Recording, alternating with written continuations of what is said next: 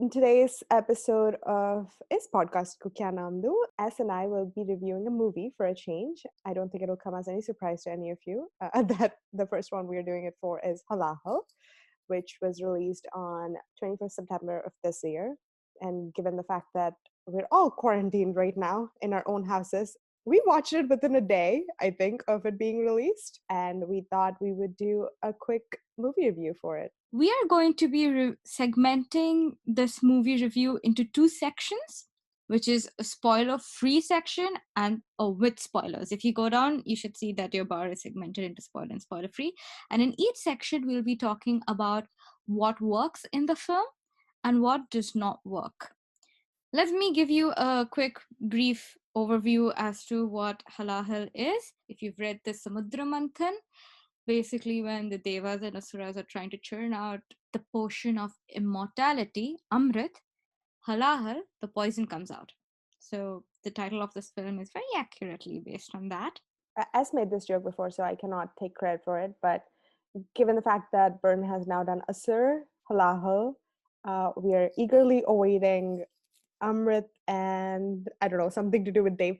Please do not mention IPK3. It does not exist in my head, even though he was Dave in that. So ignoring that, I am hoping that he would be doing a different project where there's some reference to Dave. S is losing her shit, by the way. All right, guys, let's get serious, okay? Very serious. So, beginning with the spoiler-free section. Doom, doom, doom. But all right, the summary of this film is basically what the trailer suggests. A woman has died under suspicious circumstances that's being labeled as a suicide, and with the help of a corrupt yet colorful cop, Dr. Shiv seeks out to find the truth of his daughter's death. So, what does not work in this film? The pacing is a bit too even for a thriller film. Somewhere around the middle of the film, you might feel that things are not as edge of the seat as you might expect in films of this genre. And it's a bit easy to lose track of what is exactly happening. I would say that is one thing to look out for. You got to pay a little bit attention, and you might feel that, uh, given its short length, you might still feel that there are some parts where it's going a little bit slow, or you're not as excited or intrigued or interested in what's happening. I agree with the pacing piece of it, and I will actually mention that there's something that I loved about this film, and it'll tie back. I can see S looking at me like, "What are you doing? This is not the section." Um, one of the things that I liked about the movie, and that sets it apart from like most of the thrillers I've watched, is that they are very intentional about their lack of a background score in certain scenes. It's very realistically portrayed. A lot of the scenes don't have dramatic music happening. There's not like I don't know how to put it, but like they're not building up the suspense using music. So when you have when the pace of the story is also too even, sometimes it just feels like not much is happening at certain points of time. The story is moving along, so I wouldn't necessarily call that a big issue with this movie. But I would just say, I think given that they've decided not to go with a dramatic background score, the pacing could have been, they could have played around with it a little bit more to make this story exciting at certain points. Absolutely. And we don't have much to crib about, actually. We have a lot to talk about what we liked in this film. And the first thing is casting. I remember when we watched Barun Sobti with the mustache, both R and I were like, what? Him and mustache? That looks so weird. But I think it also works really well in breaking a stereotype that unfortunately roams around his acting capabilities and what people think he can act as. So I think it's a great choice because Barun is a very versatile actor, and this is just a start of it. You will not expect him to be here. Obviously, having the film legend Sachin Khedekar in this film was an excellent choice because I've been a fan of his work more in Hindi than in Marathi films. And I think this is one of the few actors that we have who can really sink into a role and make you forget that you're watching a character as opposed to a real person. Yeah, the mustache, the first time I looked at it, I was like, why? That's the only question in my head. Why would you do that to your face? Why would anyone do that to anyone's face? But I actually really ended up loving it because it distinctively sets this character apart from any of the other, characters Byrne's done. And it adds to that, it's like costuming, I suppose. I don't know if you'd consider that a part of, I'm looking at Shri because I don't know what you would call it, but it makes you buy into the character quite a bit more when you're watching the film. Like, I forgot that this is the same dude who played Arnav or Arjun. It's a great way of taking you out of that headspace of like, oh, I've seen this actor before, because you didn't see him like this before. And yeah, like as mentioned, I really enjoyed the chemistry between the lead characters in this. They play like Sachin and Byrne play off of each other very well. There wasn't a moment where you didn't understand the motives of either character. I think they did a very good job of taking you through the journey of these character arcs, and these actors did a wonderful job of making you believe that they have their reasons for doing what they're doing. Like I said, there's not a lot surrounding the film. Like they're not doing like dramatic scenes, or there's not a lot of dramatic soundtrack, so it does truly depend on the acting. Absolutely. I think one of the things that clearly shine out in the film is the lack of drama. It's very realistic. I think we get a sharp reminder that real people only have certain limits to themselves. And this is not some dabang or not some sort of a super cop kind of a thing. They've made a very good decision on how to use the actors and characters to speak more on screen, as R mentioned before. It's actually great background scoring. You don't have anything loud that would cue you as to what's going to happen next, and you don't have anything so loud that overshadows what the characters are playing on screen. I always love a film that allow that their actors to act, and I think this film does that. And I think a good lot of that happens because it's a really good script. It's very tight. It has certain set of goals that it wants to complete. There's a mystery. There's a woman who has died under mysterious circumstances. There is a grieving father and a colorful cop. I like these little details that they've given to us, because had Barun's character been another like righteous goody two shoes kind of a cop, I don't think the story would have been much interesting. Yep. Without, I mean, we'll get into it quite a bit more in the spoiler part of this review. But when I say it was realistic, like when the characters got frustrated with dead ends, you were frustrated because you didn't know where the story was going. When Dr. Shiv like hits a dead end, or Yusuf's character, like he's being stopped from doing something or getting into something, you're like, oh shit, this might actually end up like not being solved. Maybe we won't get an answer. And that's the curiosity that takes you through the movie. And I feel like they did a good job of like making you feel what the characters feel.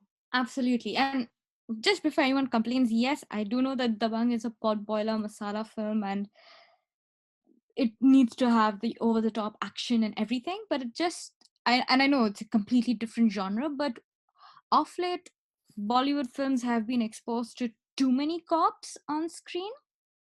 And I would definitely say that if there's a cop that you can love the most, Yusuf would fit the bill because he has the color and humor, but he also is someone that you could have met in real life. And I think that is what really works in this story, is that these are all people you could have met somewhere in your life. Yeah, realistic people with realistic motivations. I think that's something that they truly like, that anchors this film.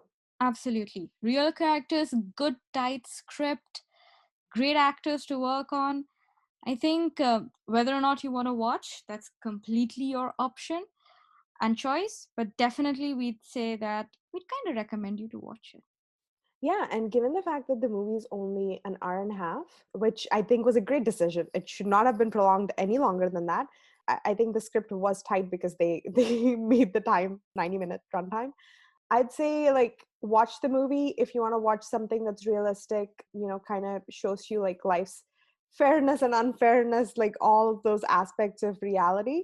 You definitely, this isn't a feel good movie. Okay. Don't go into it expecting anything like that. But if you want like a good, realistic depiction of true crime drama, then I would definitely recommend watching it. This is like I feel like with Asur and Halahal Burns, like what scripts would like Rids like to watch? And I'm not being paid. I'm not an advisor to Burn in any way. But if I was, I would have recommended that he film Halahal and Asur. So I'm really happy.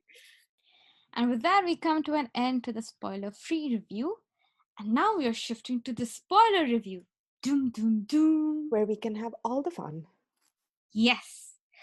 So let's talk about what does not work. The first thing that struck me is the bhaiya character, the big character who is kind of the faceless antagonist, the main power, the one who's fueling the other antagonists in the movie, who is essayed by one of my favorite actors, Manu Rashid Chadha. He is a live wire on web series. You've seen him quite a few roles. He really gets dark comedy right because his comedic timing is epic, and he has the way his dialogue delivery is so realistic. Like, I don't think I even have the auqat to judge his acting because he's really When good. did you turn into Arnav? Yeah, no, but seriously, it did bother me that they really did not utilize having him there because he is a powerful actor. And his character was so important for so long. Like, that was the main driving force of all the other antagonists, that they had the shelter of this big guy. So to have him not as what do you say, like not creating as big an impact as I required, or his character was not as explored as I wanted, is something that left me a bit bitter, because every other actor in there, you call, like, Dr. Acharya, the professor, the IT guy, every other character has been explored in some way. So the lack of exploration of his character, especially with an actor of his capability, I felt that we did lose something over there a little bit. Yeah, I because like I think pretty early in the film you hear about this what big boss what I forgot what they call them, but you hear of this character and it's kind of built up. Like I would say if there was anything that was latched onto and there was a build up to a character, this was the character that they chose to do that with, because every character that's associated with this crime in any way keeps referring to this character in some way or another, and they all seem afraid of him. They all seem like they don't want him to know what's happening, that they've screwed up all of that, so they've truly built this character up in our mind. So when you only encounter him for a few minutes at the very end of the movie and not that much happens. He's actually a very calm character. Like there's like a joke or two in there, but didn't feel like the character was given enough scope for the amount of build-up that was done. I mean, I said I'd like the reality of it all, but I would have expected the character to hold more gravitas, I think, which it didn't quite have for me. So I definitely agree with you on that part. True. And then the second thing that I felt was happening, maybe I've just watched too many thrillers, is that given its genre and given its genre conventions, a part of me was slowly being able to predict how things were happening and how things would go. Not saying that I predicted everything, okay, that is going under what works. I'm saying for the second half, for where the main action is happening, I was able to predict कि okay अब ये होगा अब ये होगा. So when Yusuf and Dr. Shiv were double crossed by that IT guy who helps them out, I was not surprised, because the minute he's like, no, I don't take bribes, I'm like, huh, he's going to create this guy's going to backstab for sure. Because honestly, Yusuf is the only character who is genuinely surprising me throughout. I'm like, he's not at all turning the way I thought him to be. But apart from him, like every other guy, like when that professor who was working with Dr. Acharya decides to like approach Dr. Shiv separately and give his number, and I'm like, this dude is going to create some mess. I know it for sure. Yeah. I mean, as said, she might have watched too many. I know I have watched too many true crime dramas because I could see, I predicted everything except the main ending. I even, and S can actually confirm this, in the middle of the film when they're both on the bed and they're, in the hotel and they're talking about like how it's strange that everyone else associated with this crime or story have been dying immediately after they ask a question, yet they both are still alive. I was like, watch them end the movie with them rear-ended by a lorry. That was my exact like line that I sent as when I was watching this film. And given the ending, well, I mean, I must be really good at predicting certain things.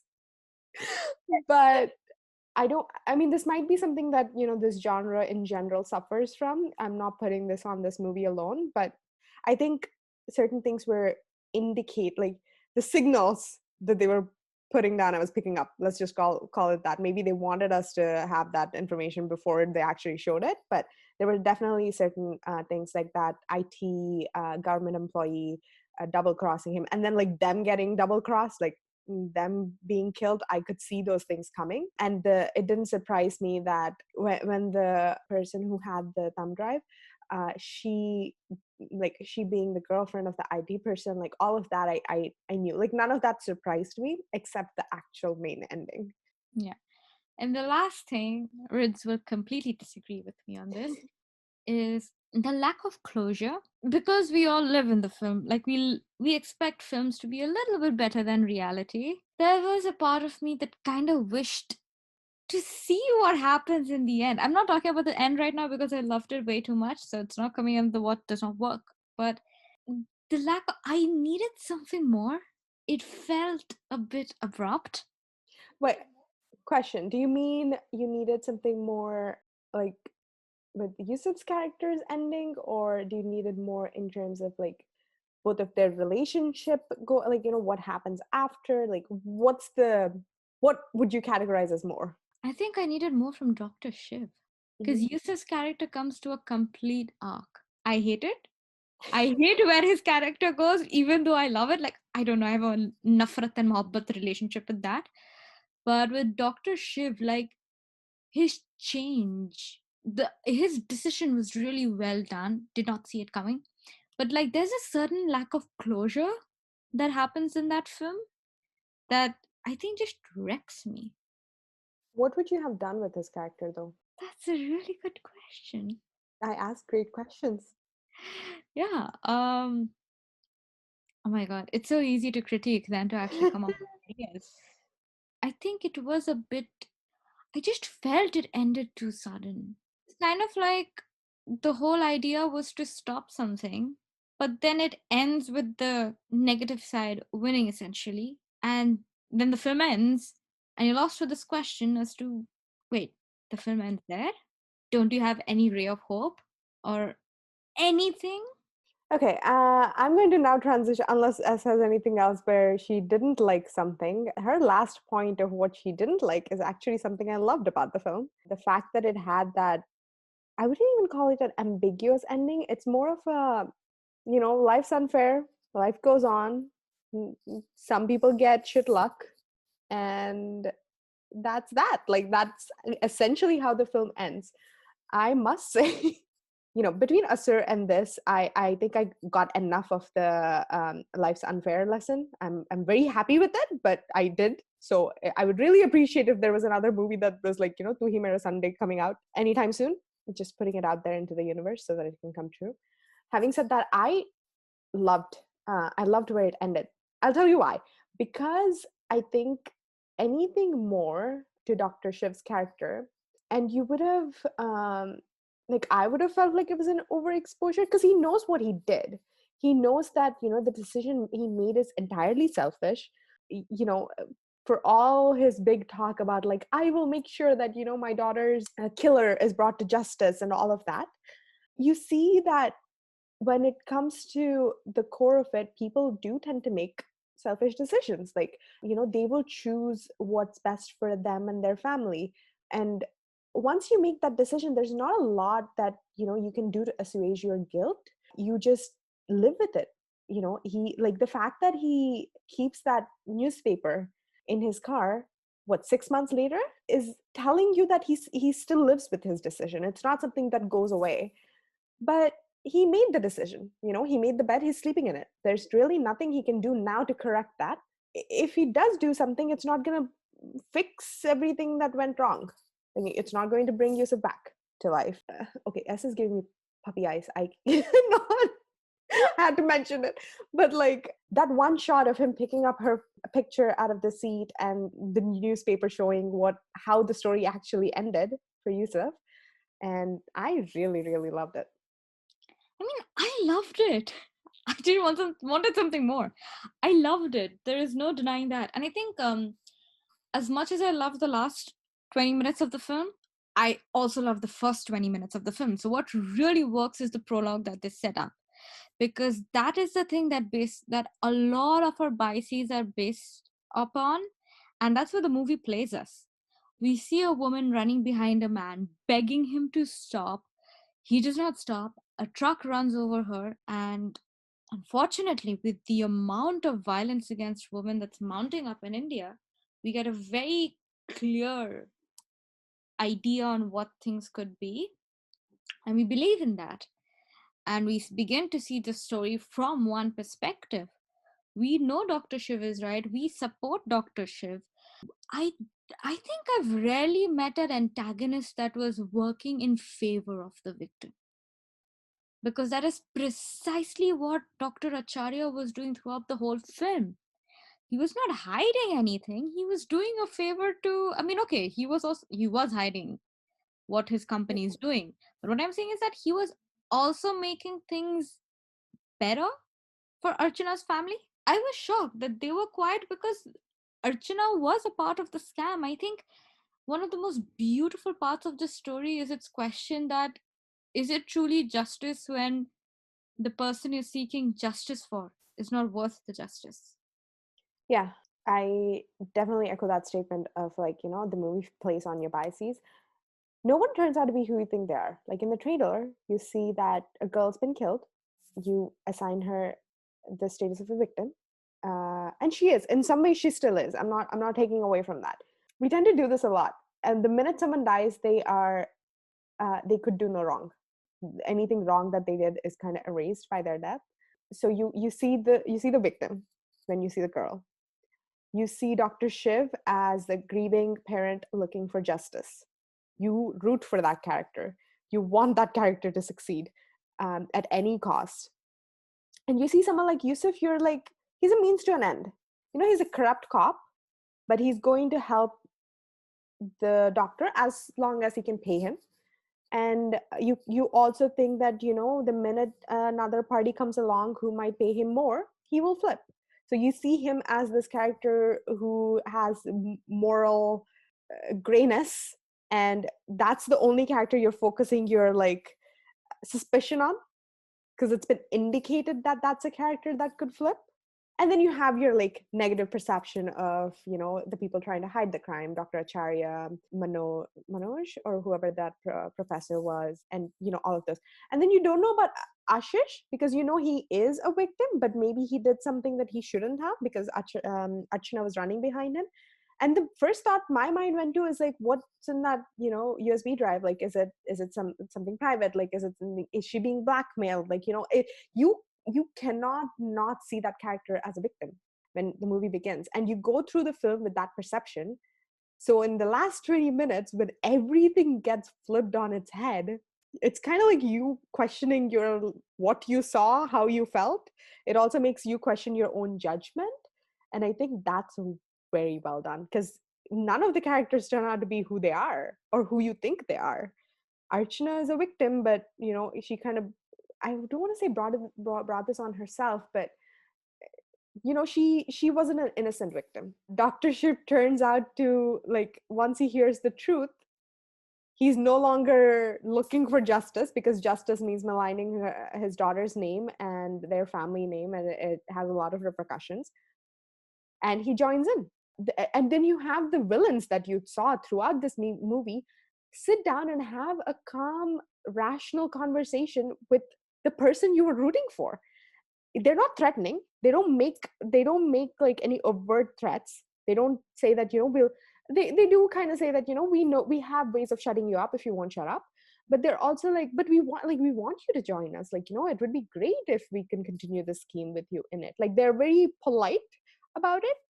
And then you have Yusuf, who you thought, oh my god, he's going to be the guy who would, like, leak information or, do something shitty for money, being the only righteous character at the end, where you're going to get exposed. I hope the doctor, like, made sure all of you paid. He's the one who turns out to be, like, believing the good of humanity. And I think, like, every character in the movie breaks your breaks your bias, and that, I think, is what works amazingly for this film. I think indeed the different character arcs for Dr. Shiv and Yusuf is probably the most interesting part of the film. Because the minute I see Yusuf, I kind of predicted, yeah, he will go through some change and he will become a better guy. What I never saw coming is Archana being at fault and Dr. Shiv joining the bad side. You are then wanting the character who has had a growth be like, no, don't grow further. Bhagja, you're a corrupt guy. Revert back to your state of being. And that does not happen. And I'm like, oh my god. I think Dr. Shiv choosing to go to the dark side is basically what really cements this film to reality. Yeah. Because my friend has unfortunately been exposed to such scams. And Dr. Shiv choosing the dark side is a harsh reminder of what is reality. And so is Yusuf's death. Yeah, and I don't know, maybe it's the frame of mind that 2020 has put me in, or I don't know what's happening, but I've been in a very, like, a reflective mood this year. And this movies like these, characters like Dr. Shiv's, make you question your own, I wouldn't call it morals, but it does make you question the lines. I think that's the true impact of this movie, is like putting myself in Dr. Shiv's shoes. Would I have made a different decision? I cannot say 100% that yes, I would have. Like, I felt angry that he made the decision he made, but if you really think about it, how many of us, would easily make the opposite decision? I think, you would want to think we would, but it wouldn't be an easy decision. And also, I think it was a very intelligent decision to show that he has another daughter. Yeah. So, yeah, I mean, great characters, great character arcs. It was so nice to watch a film after so many months that really digs deep into a character and their motivations. We have an idea of who these characters are. Like, all of it is so subtle, so realistic. Dr. Shiv holding on to Archana's bag. These small memories, they were so beautifully done. Like, he's not crying in front of anyone and everyone. And it's a part of him is like, I've accepted her death. I just need to know how she died. His righteousness never comes off as being preachy, but that he's so intelligent. It's like all of these things are like, they would make a great team. Dr. Shiv and Yusuf, like, the smart science guy and the little bit goofy cop, but someone who's just very loyal and hardworking. Like, I think even more so than Goofy Cop, Yusuf's also someone who lives in this world. I'll explain it this way. I have a cousin who is street smart. I'm very, like, book smart. Okay. Like, I could study anything, take any exam, but you let me go in an Indian market to go do something, and I'd be thrown for a loop. I would, like, take people at face value. I wouldn't know how to give a bribe. I didn't even know how, when people were asking for a bribe, which is the funniest thing in my family. Because, people don't ask for a bribe when they don't say it. They just stretch their hand, and I'd be like, is it itching or something? I don't understand what's happening here. And then my brother he could live anywhere and he would manage. but he's not very good at academics. Like, I think that's the difference between Dr. Shiv and Yusuf. Yusuf's very street smart. Like, he can go anywhere, get any information. He knows how people work a lot more. But Dr. Shiv knows how, logically how things should be, how, like, how a person is when, like, he's very medically, scientifically knowledgeable. I And yeah, Yusuf's very, like, people smarts. He is very good at that. So I think they make a great team, like you said. and I think dialogues. I think uh, the strongest part of this film is its dark humor and its dialogues. Where Yusuf walks in, he's like, "Acha bhaiya zara suniye to," and fact, he slaps him across the face. He's like, "Up permission milegi to go," and I'm like, just those little moments, I burst into laughter because when he gets like, I think I have a series of scenes which Mm. like the marriage of dark humor and dialogues are there. I could list at least five off the top of my head, and knowing me, remembering Hindi dialogues would be a feat. Yeah. So the fact that I remember any of it Yes. is amazing. I think it was always funny because in the background, you know that someone's dying and Yusuf and Dr. Shiv are under threat and this is happening, that is happening. Like, you get reminders when Yusuf is also remembering what a world he lives in, when he knows he's being forced to let go of someone in question, a suspect in question only because there's orders. Like, you see that moment of like his face is crestfallen for half a second, but then also he hides behind like the gangster's jeep, and then he gets in and puts the gun on one person's head, and he's like, "Bhagna." I can't say the whole dialogue because one, I don't really swear that much in usual circumstances, and two, YouTube would block swearing. And he's like, beta, police ne charo taraf se gher liya hai, bhagna mat. The other two guys run away and he's like, bhag gaya? And then he has the other guy tied around him in a bike and he's taking him to the police station. I'm dying. Ooh, so many good dialogues. I also had to keep pausing because this didn't have subtitles, or it did have subtitles, but they weren't translated very literally at some points. So S had to be my translator for certain aspects of it. I love that, like, शादी की पता नहीं पर सुहागरात होगी or something when the police were coming at the very beginning. The dark humor, absolutely. Like, I think something that sets this film apart is, yes, there's a grieving father. Yes, it does have like the aspects of what a true crime movie or drama would look like. But the humor adds so much to the film that the uniqueness of the film comes from that humor. At the very ending when they're on the terrace with Bhai Saab, or whatever his name is, and Dr. Shiv like challenges him, like, I'll release the information by tomorrow. Stop me if you can. And then Yusuf looks around and he's like, we're surrounded by like his goons. We're on a terrace. Like, dekh ke baat karo. Like, he doesn't say anything, but he gives this look of like, what are you saying? Yeah, and another scene that I have to discuss is like when both of them have been kidnapped and they've been instructed to kill. And I'm like chewing my nails off because I'm like, oh my god, oh my god, oh my god. And then they stop by the road to take a piss, and then thieves come and steal the car, and they're both looking up and they turn back, and then like Yusuf and Shiv, their expression on their faces when they realize that it's hilarious that people who have stolen the car, like usually people you'd call thieves, are they saviors? And then both like Dr. Shiv and Yusuf are just like pointing to the ropes in their hands, and they're like, "What are you doing?" And the look on the thief's face, they're like, "We were ready for stealing a car. We were not ready for kidnapping people. Like, this is a crime pe ek aur crime free." Yeah. It's these little moments is really like it brightens up the film so much, because otherwise it can be exhausting to go through a film that deals with such serious issues. And I think humor makes any and every topic palatable. Dr. Shiv's character as a completely logical, rational, no nonsense man allows this humor to exist, Mhm. because then Yusuf looks like a. I'm just laughing whenever Yusuf is on screen. I'm like, Yusuf, what are you saying? His dialogue like, "Oh, वैसे तो movies ने नाम खराब कर दिया है." Cops, like, police They're से all, time पे आ जाता है. yeah.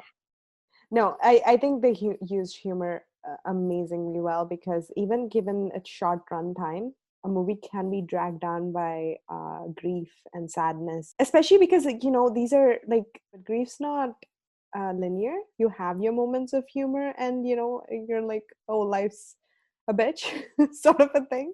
And I feel like they do that very well in the film, and they give you enough of a high with the humor so that the lows don't feel constant.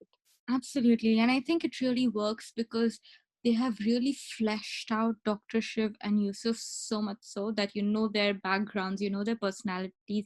Because, like, one thing that I have a bone to pick up with, like, Marvel superhero stories is like when Deadpool became really famous, Marvel's entire way of communicating comedy changed. Every superhero seemed to be cracking jokes. Like, previously, I could name one character who would crack those jokes: Tony Stark. Mhm. By the end of Avengers, I would be like, okay, I can count two people who don't crack jokes. And I'm like, oh my god, what's happening? And I think what's really wonderful is, right, even up till the end of the film, Dr. Shiv never ends up being like cracking jokes or anything. Like, Shiv and Yusuf continue to exist as such different people. Mhm. And you understand things that done for when Yusuf listens to the whole, he has seen Dr. Shiv's love and dedication for his daughter, which is what prompts him to change. And it feels like such a betrayal because the man who prompted him to change is being faced with such a decision, and his whole smile and joy and light behind his eyes like dies a slow, painful death when That he. was such a great scene too, because you can see, like you people tend to hang on to hope even when they know that it's hopeless. And in that entire car ride, Yusuf starts off on such a smug note. He's like, "Aapki to band baja di hogi," or whatever. I forget the dialogue, but he's like so confident that Shiv would have made them pay. And then Acharya is like, "Get in." And he starts to question it. He's like, they wouldn't be this confident. They wouldn't even be here if the truth came out. And then he gets in the car, and then and Acharya starts playing the audio, and you can see the joy like leach out of Yusuf's face. And then slowly comes to the realization that, oh shit, maybe he didn't reveal it. But I think until he sees Nandini in the car, like once he gets out and sees Nandini in the car, there's some hope in the corner of his heart that, okay, maybe I didn't help reveal the whole scam, but I saved a girl's life. Like I did one good thing. And then he sees her, and that's lost. Like all that they've been through, everything that they ended up doing, it was all for nothing because anyone who needed to die died. The scam's not out. Shiv's not going to reveal the truth. The only person who could do it is not going to do it anymore. The change he had is pointless, or at least it feels that way to him. You can see those expressions on Burns' face, which was amazing. I mean, I sound like such a psychopath for loving this whole ending of the film, but I think it truly shows the unfairness of life very well. That you might do everything correctly, you might fix your every mistake you made, you can be the best person, the best version of yourself, but still sometimes it just ends. There's nothing more to it. And yeah, no, I loved it. I can see Shri being shaking her head.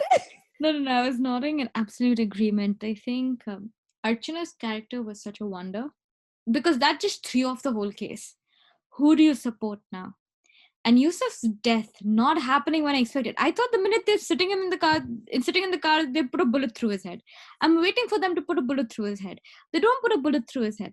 What the hell is happening? And then Yusuf is like riding away with his bike. So I'm like, does he live? And I'm with that hope.